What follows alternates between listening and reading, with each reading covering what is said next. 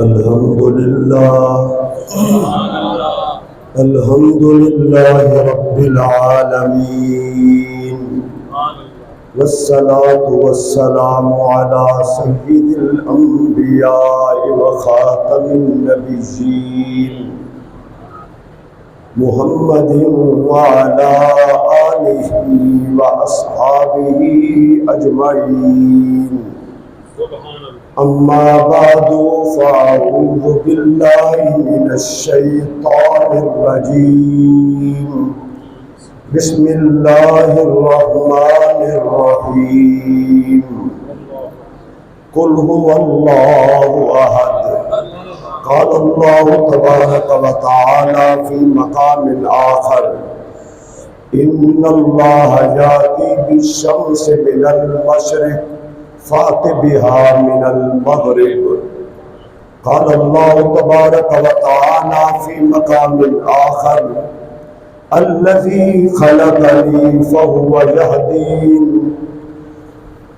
وهو الذي هو يطعمني ويسقين وإذا مرضت فهو يشفين قال الله تبارك وتعالى في مقام آخر قل إن صلاتي ونسكي ومحياي ومماتي لله رب العالمين رب اشرح لي صدري ويسر لي أمري واحلل عقدة من لساني يفقهوا قولي قال الله تبارك وتعالى في شان حبيبه مخبرا وآمرا إن الله وملائكته يصلون على النبي يا أيها الذين آمنوا صلوا عليه وسلموا تسليما اللهم صل على سيدنا ومولانا محمد وعلى آل سيدنا وأصحاب سيدنا ومولانا محمد وبارك وسلم وصلوا عليه صلاة وسلاما عليك يا سيدي يا رسول الله وعلى آلك وأصحابك يا سيدي يا حبيب الله۔ اللہ رب العزت کی حمد و ثنا حضور نبی رحمت شفیع امت جان کائنات خاتم النبیین صلی اللہ تعالی علیہ وسلم کی ذات اقدس پر درود و سلام عرض کرنے کے بعد دعا ہے اللہ رب العالمین ہم سب کو اللہ کی توحید پہ کامل ایمان یقین رکھنے کی توفیق عطا فرمائے اور اللہ ہم سب کو توحید کو صحیح سننے کی سمجھنے کی توفیق عطا فرمائے۔ پرفتن دور ہے جہاں بہت ساری برائیاں بے حیائیاں موجود ہیں، وہاں پر ایک فتنہ یہ بھی ہے توحید بیان کرو لیکن توحید کی آڑ میں انبیاء کی توہین کرو پھر توحید بیان ہوتی ہے۔ توجہ کے ساتھ اس موضوع کو ذرا اہمیت کے ساتھ سنیے، ذرا توجہ۔ یہ ایک بہت بڑا فتنہ ہے۔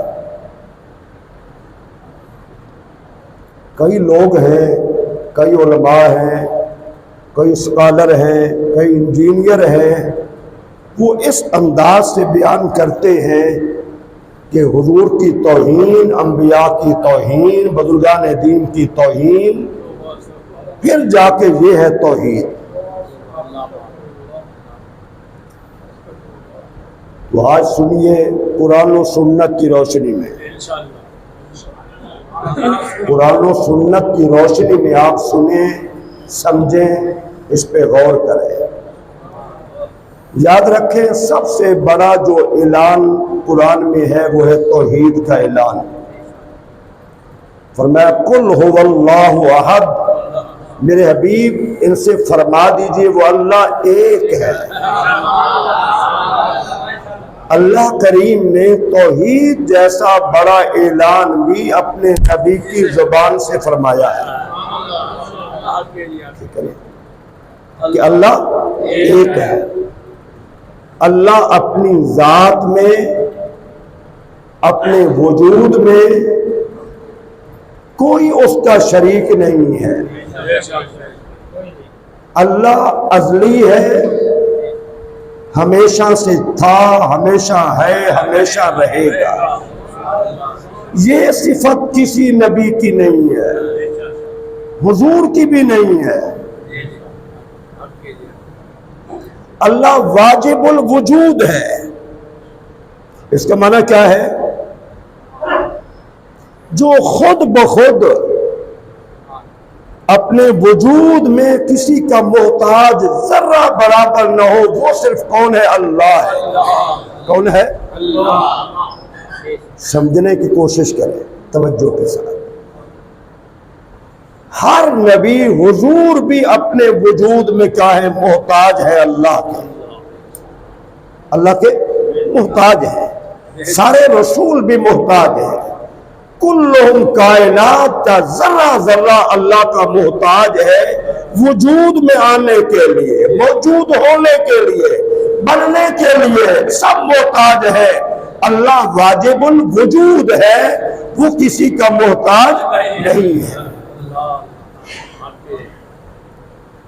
پھر اللہ کی صفات ہے.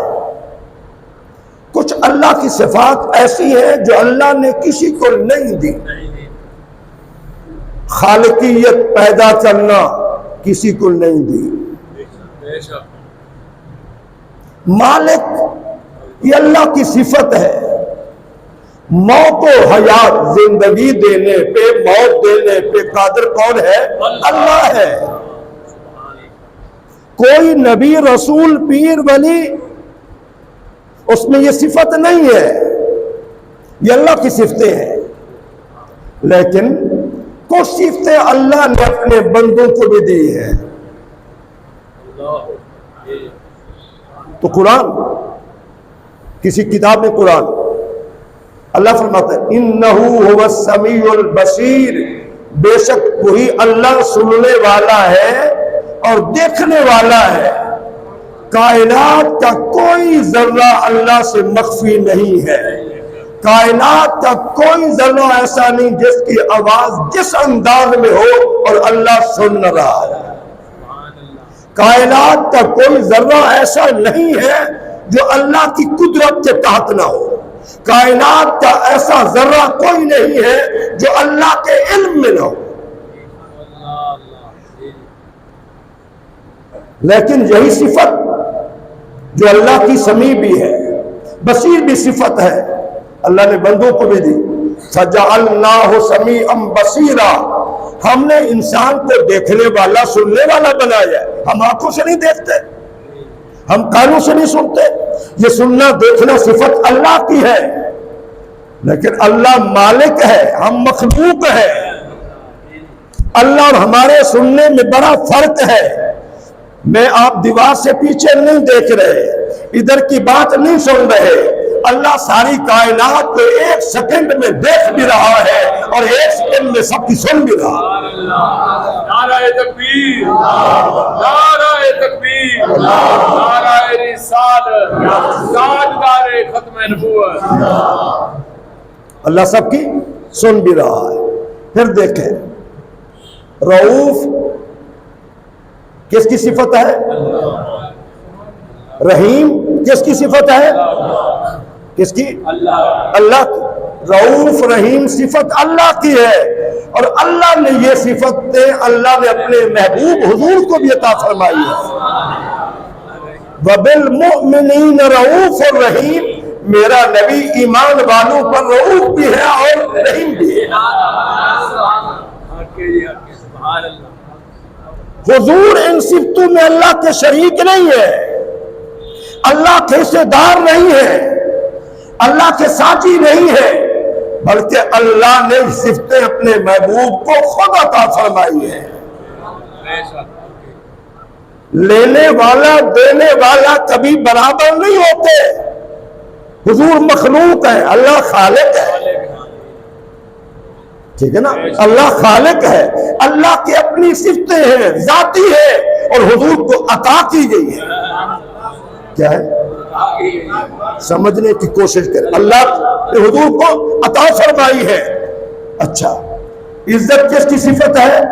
ان العزت للہ جمیعا. قرآن فرماتا ہے بے شک ساری عزتیں کس کے لیے؟ اللہ کے لیے. عزتوں کا مالک کون ہے؟ اللہ ہے. عزتوں کا لائق کون ہے؟ اللہ ہے. تو اب وہ 2 نمبر میں آپ کے سامنے بات کرتا ہوں. مرزا جس کے فالوور کہتے ہیں جی لاکھوں میں ہے، جیسے وہ مرزا کمینہ ہے، فالوروں کو بھی سوچ رکھنی چاہیے، ورنہ مرزا کے پیچھے پیچھے جہنم میں دوڑ رہے ہوں گے. مرزا کیا بکواس کرتا ہے؟ جب اللہ کی توحید کی بات ہوگی تو پھر سب گئے، نبی گئے، رسول گئے، پیر گئے، بابے گئے، سب گئے. وہ ظالم یہ تجھے کس نے کہا؟ کس نے کہا کہ اللہ کی عظمتیں بیان کی جائیں تو پھر حضور کو، انبیاء کرام کو، سب کو سائڈ پہ کر دیا جائے؟ اللہ نے یہ فرمایا ان العزت للہ جمیعا. بے شک ساری عزت کا مالک کون ہے؟ اللہ ہے. اور اللہ پھر فرماتا ہے وَلِلَّهِ الْعِزَّةُ وَلِرَسُولِهِ وَلِلْمُؤْمِنِينَ. عزت اللہ کے لیے بھی ہے، اس کے رسول کے لیے بھی ہے، اور ایمان والوں کے لیے بھی ہے. سمجھ آ رہی ہے؟ یہ کہتا ہے توحید بیان ہوگی تو پھر سب گئے. اور اللہ فرما رہا ہے عزت میری صفت ہے، لیکن میں نے عزت اپنے رسول کو بھی دی ہے، اور میں نے عزت ایمان والوں کو بھی دی ہے. اور اس کے بعد کیا فرمایا؟ وَلَٰكِنَّ الْمُنَافِقِينَ لَا يَعْلَمُونَ. سب سنے، ہاں جو رسول کی عزت نہیں سمجھتا، اللہ کی توحید کے مقابلے میں سب گئے. اللہ فرماتا ہے وہ منافق ہے. وَلَٰكِنَّ الْمُنَافِقِينَ لَا يَعْلَمُونَ. لیکن منافق نہیں جانتے. منافق نہیں جانتے وہ ہر بندہ جو اللہ کی توحید کی آڑ میں نبی رسول کی توہین کرتا ہے اور عزت کو نہیں سمجھتا، وہ زمانے نبی کے تھا یاد کا ہے، قرآن کی روح سے منافق ہے. میری بات سمجھ آ رہی ہے آپ کو؟ خدا را سمجھو سمجھو،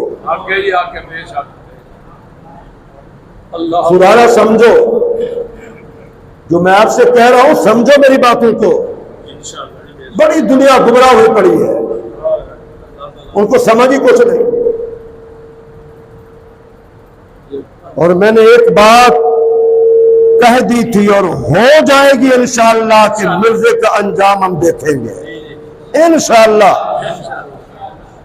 میں نکمہ نکارہ کسے خاطر بھی نہیں، کچھ بھی نہیں، لیکن کوئی باتیں، کچھ باتیں ممبر پہ میں نے کہی پوری ہوئی ہے تو یہ بات بھی آپ ڈائری میں لکھے، دیر پہ لکھے، ایک دوسرے کو گواہ بنا لیں. ہم انشاءاللہ مرزے کا برا انجام دیکھیں گے انشاءاللہ. اچھا، ایک پھر دارالعلوم دیوبند کا مولوی وہ کہتا ہے کہ اللہ کے سامنے معاذ اللہ انبیاء، شہداء، پیر زادے چوڑے چمار سے بھی زیادہ ذلیل ہے. معاذ اللہ معاذ اللہ. توحید بیان ہو رہی ہے نا. انبیاء، شہداء، پیر زادے اللہ کے سامنے چوڑے چمار سے بھی. استغفر اللہ. اور اللہ فرما رہا ہے وَلِلَّهِ الْعِزَّةُ وَلِرَسُولِهِ وَلِلْمُؤْمِنِينَ. اللہ نے اپنے سامنے اپنے بات بیان کر دیا. عزت کے لائق اگر اللہ ہے تو اس کے رسول بھی ہے اور ایمان والے بھی ہیں، لیکن منافق نہیں جانتے. تو یہ سب منافق ہے. اچھا، توحید کا انداز دیکھیے. 40 برس پہلے کی بات کر رہا ہوں میں نے وہ آج مجھے یاد ہے، وہ تقریر یاد ہے. ایک حافظ الحدیث اس سے مسلک کے عالم دین جن کو کہتے تھے کئی لاکھ حدیثیں یاد، یہ حافظ الحدیث ہے.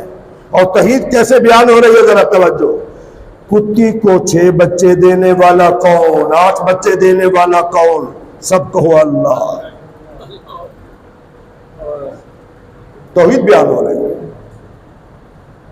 میرے بھائیوں، میں کہتا ہوں میرا ایک مستری صاحب دوست ہے، اس نے میری کوٹھی بنائی یا بنگلہ بنایا یا آپ کا بنایا، لیکن آپ اپنے دوست کو دکھانا چاہتے ہیں یار میرے دوست مستری نے کیسا کام کیا ہے. میں اس کو لیٹرین میں نہیں لے جاتا، بنائی اس نے ہے. میں اس کو دکھاتا ہوں، نقشہ دیکھیں یار آپ، یا کمرے دیکھیں یار، ہوادار ہے یا کتنا خوبصورت اس نے یہ کوٹھی بنائی ہے۔ تو اللہ کے کارخانے قدرت میں مولوی کو، حافظ الحدیث کو کتیا نظر آئی، اور کوئی مولوی توحید بیان کرتے ہوئے کہے گا مچھر کا پر کوئی نہیں بنا سکتا، مکھی کا پر کوئی نہیں بنا سکتا، اللہ بنا سکتا ہے۔ اسے کارخانے قدرت میں مکھی نظر آئی، مچھر نظر آیا۔